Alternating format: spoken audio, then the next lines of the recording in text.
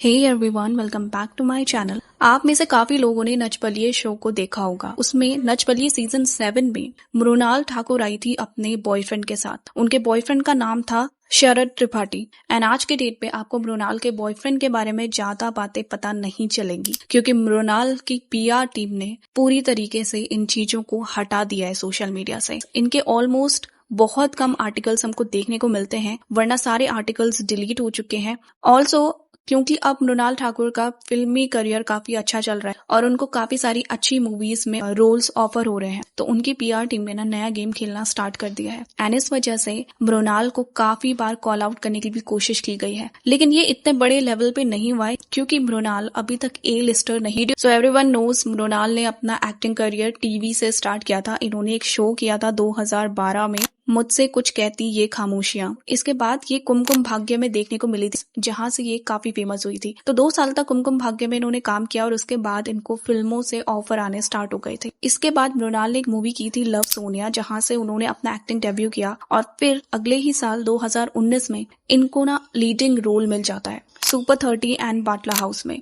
तो यहाँ से बेसिकली उनका करियर स्टार्ट होता है और सीता रामम वाली मूवी से बहुत ज्यादा मृणाल फेमस हो जाती है। एंड तब से बहुत अच्छी अच्छी मूवीज का वो पार्ट रही हैं। लेकिन जिस टाइम मृणाल कुमकुम भाग्य वाला शो कर रही थी, उसी बीच में इन्होंने नच बलिए 7 में पार्टिसिपेट किया था और वहां पर ये अपने पार्टनर, अपने बॉयफ्रेंड शरद त्रिपाठी के साथ आई थी। नाउ हमको इसके बारे में ज्यादा इन्फॉर्मेशन नहीं पता चलती, लेकिन मृणाल शरद के साथ बहुत सालों से रिलेशनशिप में थी। एंड इस पूरे शो में ये दोनों अपने पेरेंट्स को कन्विंस करने की कोशिश करते हैं अपनी शादी के लिए। तो मृणाल एक्चुअल में शादी करना चाहती थी शरद से। उस टाइम पे ऑलमोस्ट हर एपिसोड में कुछ ना कुछ देखने को मिलता था, हर एपिसोड में ये रोते रहते थे। पूरा नच बलिए का टीम भी इनके पेरेंट्स को इनफैक्ट कन्विंस करने की कोशिश करता था दैट इन दोनों की शादी करवा दी जाए। तो बेसिकली अगर उस समय इनके पेरेंट्स मान जाते, मृणाल आज के डेट पे शादीशुदा होती। मृणाल से काफी बार उनके एक्स बॉयफ्रेंड के बारे में पूछा गया। द मेन प्रॉब्लम जिसकी वजह से इनके पेरेंट्स इनकी शादी नहीं करवाना चाह रहे थे,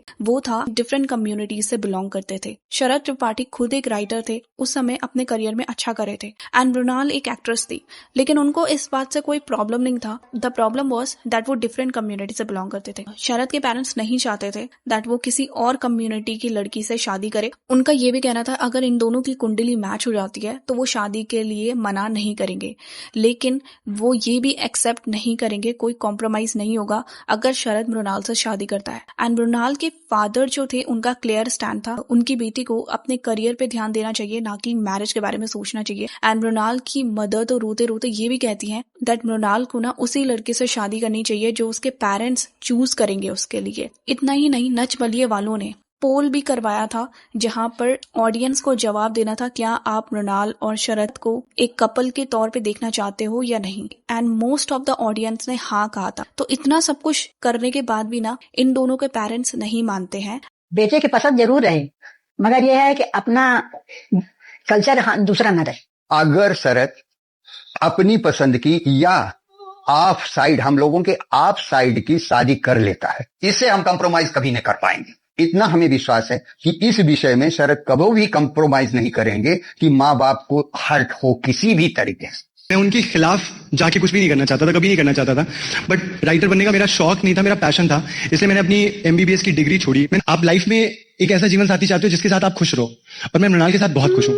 एंड जैसे ही शो खत्म हो जाता है, ये एलिमिनेट हो जाते हैं, तो इनका ब्रेकअप हो जाता है। नाउ ऐसा बोला जाता है जैसे एलिमिनेशन हुआ था उसके बाद इनका ब्रेकअप हो गया था, बट यहाँ पर ये चीज भी कंफर्म नहीं है क्योंकि धीरे धीरे मृणाल अपने करियर में अच्छा कर रही थी एंड शरद पूरी तरीके से उनके लाइफ से गायब हो गए थे। And as you can see, Mrinal अभी शरद के बारे में कोई भी बात नहीं करती है। मृणाल ने यहाँ पे पूरी कोशिश की है उनके पास्ट के बारे में ज्यादा पता ना चल पाए। एंड अगर आप मृणाल के रिलेशनशिप के बारे में भी सर्च करेंगे तो वहां पर हमको एक नाम देखने को मिलेगा जो है सुमंत का। ये सीता रामम वाली मूवी थी, इसमें इनका नेगेटिव रोल था। एंड सुमंत एक्चुअल में एक डाइवोर्सी है एंड मृणाल का नाम सुमंत के साथ जोड़ा गया। तो ये भी एक पीआर स्ट्रैटेजी थी मृणाल की साइड से। एंड सुमंत ने यहाँ पर आगे आके क्लियरली बोला था दैट उनका मृणाल के साथ कोई रिलेशनशिप नहीं है, मृणाल और वो केवल एक अच्छे फ्रेंड है। एक फोटो इनकी सर्कुलेट की गई थी जिसको लेके स्पेक्युलेशंस लगाए जा रहे थे दैट मृणाल और सुमंत रिलेशनशिप में है। ऑल्सो मृणाल की पीआर टीम बहुत ही अच्छे से मृणाल को प्रोजेक्ट करने की कोशिश कर रही है। जैसे कि कोई भी मूवी ऑडिशन देने के लिए मृणाल अगर जाती है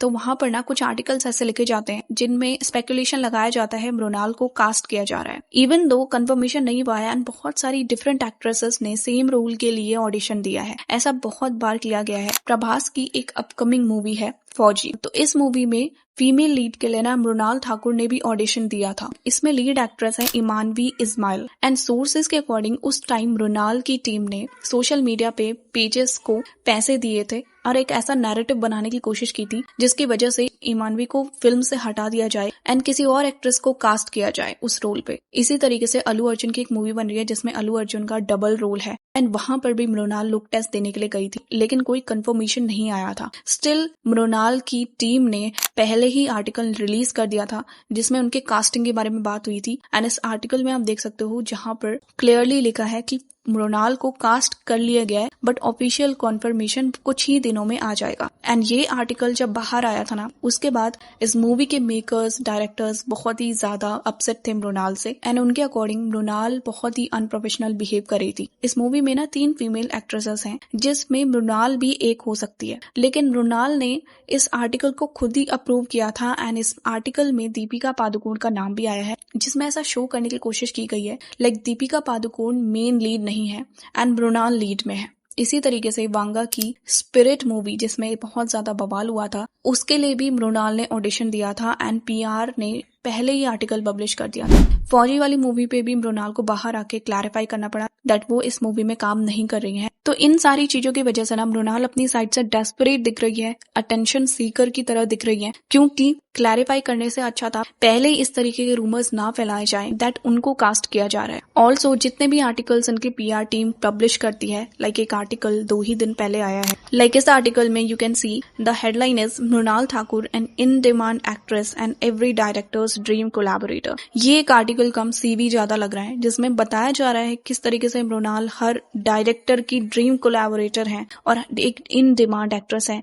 ऑल्सो काफी बार मृणाल ने कुछ ऐसे पोस्ट भी सोशल मीडिया पे लाइक करे हैं जो काफी हेट दे रहे हैं दूसरी एक्ट्रेसेस को। उन्होंने कंगना रनौत के एक पोस्ट को भी लाइक किया था जिसमें वो दीपिका पादुकोण के डिप्रेशन का मजाक बना रही हैं। इसी तरीके से जब मृणाल नचबलिए में परफॉर्म कर रही थी तो उस टाइम पे भी बहुत बार ऐसा देखा गया था लाइक वो डिसरिस्पेक्ट कर रही हैं दूसरे कंटेस्टेंट्स की। इनफैक्ट उनके जो बॉयफ्रेंड थे शरद त्रिपाठी वो भी जजमेंटल थे, वो भी दूसरी लड़कियों का मजाक बनाते थे एंड व्यूवर्स ना काफी ज्यादा शॉक हो गए थे जब मृणाल अपने को इस तरीके से एक्सपोज कर रही थी। मृणाल धीरे धीरे काफी अच्छी फिल्म्स कर रही हैं, उनकी फिल्म की चॉइसेस भी अच्छी हैं, उनकी एक्टिंग को भी अप्रिशिएट किया जाता है, लेकिन बार बार काफी ऑडियंस मृणाल को इस चीज को लेके कॉल आउट करती हैं क्योंकि कंफर्मेशन से पहले ही आर्टिकल्स पब्लिश कर देना, अपनी पीआर टीम से दूसरों को हेट दिलवाना, ये काफी वियर्ड है एंड ये सब करने की जरूरत मृणाल को एटलीस्ट नहीं है।